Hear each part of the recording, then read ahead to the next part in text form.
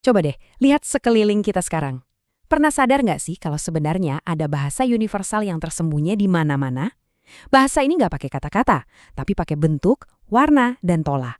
Nah, itulah bahasa desain, dan dalam beberapa menit ke depan, kita bakal bongkar semua rahasianya bareng-bareng. Nah, kutipan ini benar-benar pas banget nih sama yang mau kita bahas.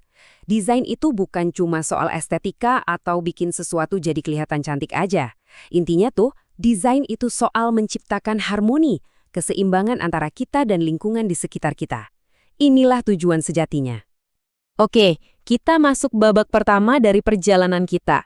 Di sini, kita akan melatih mata kita untuk melihat pola. Iya, ini adalah blok bangunan paling dasar dari semua desain yang kita temui setiap hari. Dan, mau percaya atau enggak, hampir semua desain visual yang pernah kita lihat itu asalnya cuma dari salah satu dari dua pola dasar ini. Di satu sisi, ada pola organis yang bebas dan mengalir kayak alam, di sisi lain ada pola geometris yang presisi dan terstruktur. Oke, kita bahas yang pertama dulu ya, pola organis. Sesuai namanya, pola ini inspirasinya langsung dari alam.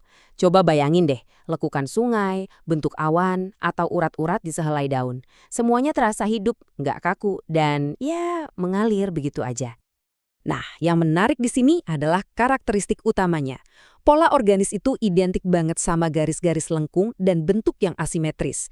Justru ketidaksempurnaannya inilah yang bikin polanya terasa alami dan hidup, meniru keindahan alam yang apa adanya. Jadi, lain kali pas lagi jalan-jalan di luar, coba deh perhatiin baik-baik. Lihat tekstur kulit pohon, pola di cangkang siput, atau bentuk bebatuan. Disitulah sumber inspirasi desain yang nggak ada habisnya. Sekarang kita lihat kebalikannya, pola geometris. Kalau pola organis tadi tentang kebebasan alam yang liar, pola geometris ini semuanya tentang keteraturan, struktur, dan presisi matematika. Semuanya bisa diukur dan bisa diprediksi. Di slide ini kelihatan jelas banget kan gimana bentuk-bentuk matematis yang simple ini jadi fondasi dari hal-hal yang kompleks.